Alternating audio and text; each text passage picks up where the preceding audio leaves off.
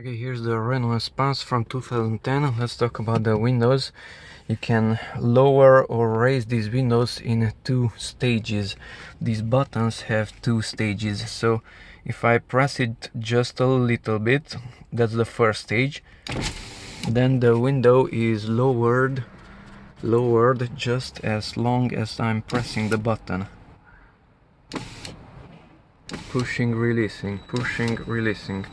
Okay, and up the same thing. But if you pull it a little bit more to have two clicks, not just one, then it will go totally up with just one movement. So 1, 2, and it closed.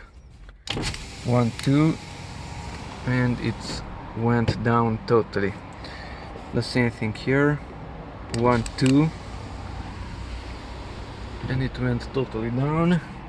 1, 2, and it went totally up. You can do this with the rear windows also, not just the front windows. So pull it up to the maximum, 2 clicks, and the window is closed. Okay, that's it. Thanks for watching, and bye bye.